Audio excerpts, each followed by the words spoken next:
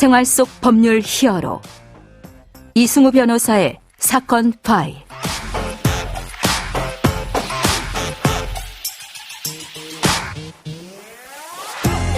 안녕하세요. 이승우 변호사입니다. 각종 사건 사고에서 여러분을 구해드리겠습니다. 오늘 열어볼 사건 파일은 중대재해처벌법 관련 사건입니다.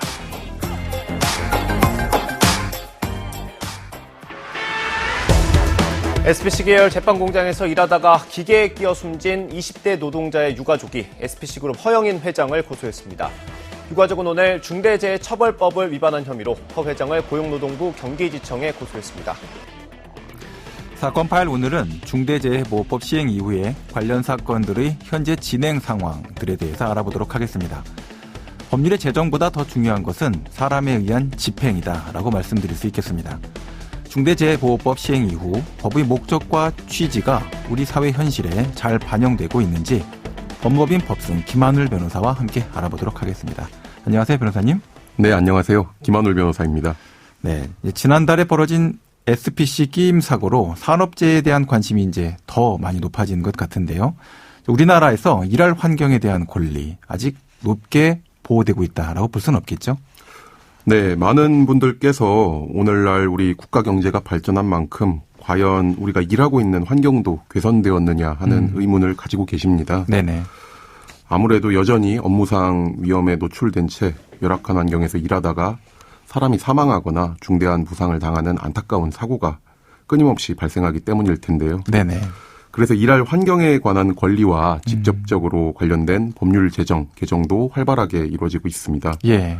대표적으로는 산업안전과 보건에 관한 기준을 확립해서 산업재해를 예방하고 일할 환경을 쾌적하게 조성하는 것을 목적으로 하는 산업안전보건법이 있는데 네네. 2019년 이후로 여러 차례 개정이 됐었고 또 지난 2021년 1월에는 중대재해처벌법이 새로 제정돼서 올해 1월부터 시행되기도 했습니다. 네.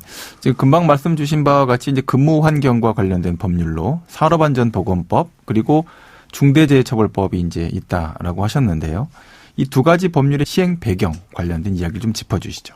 네, 2018년 12월 태안화력발전소에서 일하시던 고 김용균 씨가 법에서 규정한 최소한의 보호도 받지 못하는 열악한 환경에서 근무하다가 사망하게 이르는 안타까운 사고가 발생했습니다. 네. 이 사고가 계기가 돼서 산업안전보건법의 전면적인 개정 그리고 원청 및 하청업체 기업주에게 법적 형사 책임을 묻도록 하는 법률 제정을 요구하는 목소리가 굉장히 높아졌습니다. 네, 그렇습니다. 그래서 먼저 산업안전보건법이 2019년 1월에 약 30년 만에 전면 개정이 됐는데요.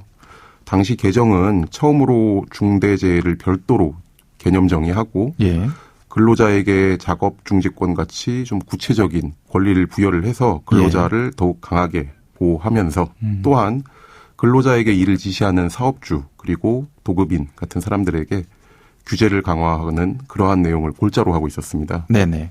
그리고 여기에서 더 나아가서 안전보건 조치 의무를 위반해서 인명피해가 발생하게 된 경우에 사업주나 경영 책임자가 조금 형사처벌 받는 것이 좀 미흡하지 않느냐는 비판이 있었는데 예. 이를 보완하기 위한 중대재해처벌법도 2021년 1월 제정돼서 올해 1월부터 시행이 됐습니다. 네네. 이런 일련의 변화가 있기는 했었는데요. 노동계는 여전히 열악한 환경에서 사고가 계속해서 발생하고 있는데 오히려 더 강력한 법률을 시행해서 재해를 예방해야 한다는 그런 강한 입장을 내세우고 있고 재계에서는 법령들이 약간 좀 감정에 치우쳐서 모호한 규정들을 담고 있다. 그래서 산업 현장이 위축된다 하는 입장을 내세우면서 서로 대립을 이어가고 있는 상황입니다. 네. 이 재계에서 이 법을 반대하고 있는 가장 큰 이유는 뭡니까? 네, 먼저 간략히 법률 내용을 살펴보면은 중대재해처벌법은 법인이나 기관의 사업주 또는 경영 책임자 등에게 사업 또는 사업장과 관련해서 준수해야 할 안전 및 보건 확인 의무를 부여하고 있습니다. 네. 그리고 이러한 의무를 위반해서 중대산업재해나 중대시민재해가 발생하면 사업주 또는 경영 책임자 등을 처벌하는 내용이 주된 골자입니다. 네네. 그래서 법령을 조금 더 자세히 살펴보면은 사업주나 경영 책임자가 준수해야 할 의무가 매우 다양하게 규정되어 있는데 예를 들어서 안전보건 전담 조직을 두어야 할 의무, 또 자체적으로 안전보건 관리 체계를 구축할 의무, 또 안전보건 관계 법령을 준수할 의무, 이렇게 다양한 의무가 있습니다. 네네. 그래서 법문을 보면은 이 표현 자체가 조금 모호하다고 느껴질 수는 있을 것 같습니다. 실질적, 적절한 같은 다소 추상적인 표현이 많은 것은 사실입니다. 예. 그래서 재계 일각에서는 이게 기준을 정확히 모르겠다. 우리가 법을 봐도 어디까지 준수해야 되는지 가늠하기가 어렵다. 이런 예. 불만이 있는 상황이고 예. 또 반면 노동계에서는 그 누구보다도 자기가 영위하는 사업의 위험성을 가장 잘 알고 있고 또 알아야 할 사업주 측에서 이런 식으로 모호하다는 이야기를 하면서 핑계대고 있다. 네, 좀 변명을 좀 지속하고 있다. 이런 입장을 표명하고 비판하기도 하는 그런 상황입니다. 네.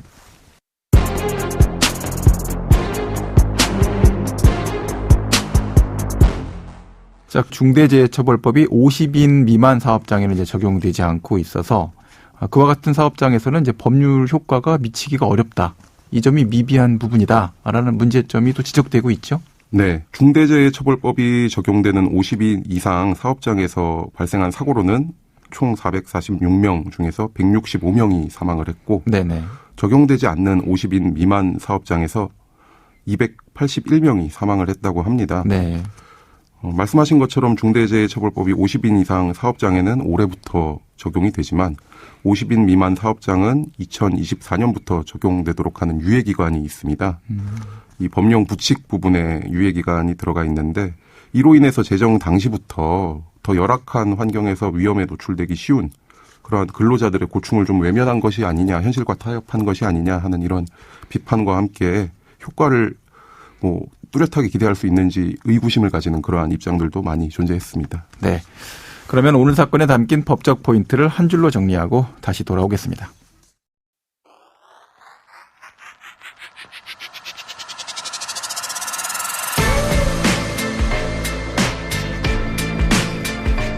이럴 땐 법대로. 충분한 징계 그리고 계도 과정 또 명확한 기준이 있을 때 강력한 처벌을 할 수 있게 됩니다. 처벌은 무겁지만 또 그 처벌을 받게 되는 경우가 추상적이고 모호하면 형법적으로는 사실은 최악의 금지 규정이 될 가능성이 높습니다. 이것은 이제 우리가 가정에서 아이들을 훈육할 때도 금방 경험할 수 있는 부분이 되는데요. 예방하고자 하는 바, 또 형사처벌로 금지하고자 하는 행위, 이게 명확하지 않게 되면 사회의 일반적인 예방 기능을 형법이 수행할 수 없게 되는 문제가 발생하게 되기 때문입니다. 자, 이와 같은 점들을 아마 모두 다 고려하고 계실 거고 모두 다 문제점으로 알고 계실 것이다 라고 생각합니다. 이런 점들을 고려한 입법적 정비 또 실무적 적용 사례와 관련된 내용들이 정리가 돼서 산업 현장의 안전을 높이고 사망재해를 획기적으로 줄여나가는 제도로서 정착되기를 바랍니다. 자, 오늘 중대재해처벌법 시행 이후 이제 관련 현황들을 좀 짚어봤는데요. 앞으로 변호사님 보충을 좀 해야 된다면 어떤 부분이 필요할지 좀 짚어주시죠. 네, 중대재해처벌법은 결국 형사처벌을 할 수 있느냐 없느냐가 핵심적인 내용입니다. 네. 그렇다 보니까 지금까지 진행된 수사 현황에 대해서도 살펴볼 필요가 있겠는데 네네. 일단 고용노동부에서는 지난 9월 30일까지 21건을 기소 의견으로 송치하고 100건을 상회하는 사건을 현재 수사하고 있다고 합니다. 예. 참고로 말씀을 드리자면은 중대재해처벌법 같은 노동관계법상 범죄에서는 근로감독관이 특별사법경찰관으로서 수사를 할 수가 있습니다. 초동수사 단계부터 개입을 하죠. 예, 그렇습니다. 네네. 근데 아무래도 수사 과정에서 이 근로감독관 분들이 경찰이나 검찰 수사관보다는 수사 경험과 노하우가 부족할 수 없다 보니까 올 한 해 수사 과정에서 여러 가지 잡음이 들렸던 것도 사실입니다. 예. 앞으로 중대재해처벌법 위반 사건의 수사 동향도 그렇기 때문에 주시할 필요가 있고 관련 법령을 정비할 필요가 있겠습니다. 네, 지금까지 김하늘 변호사와 함께했습니다. 오늘 말씀 고맙습니다. 네, 감사합니다. 생활 속 법률 히어로 이승우 변호사였습니다. 사건 파일에서 여러분들의 제보를 받고 있습니다. YTN 라디오 이승우 변호사의 사건 파일 홈페이지에 들어오셔서 제보하기 게시판에 여러분들이 겪고 계신 형사사건에 대한 고민, 궁금증 남겨주세요. 선정을 통해서 답변을 해드리도록 하겠습니다. 그럼 내일도 사건에서 여러분들을 구해드릴 사건 파일 함께 열겠습니다.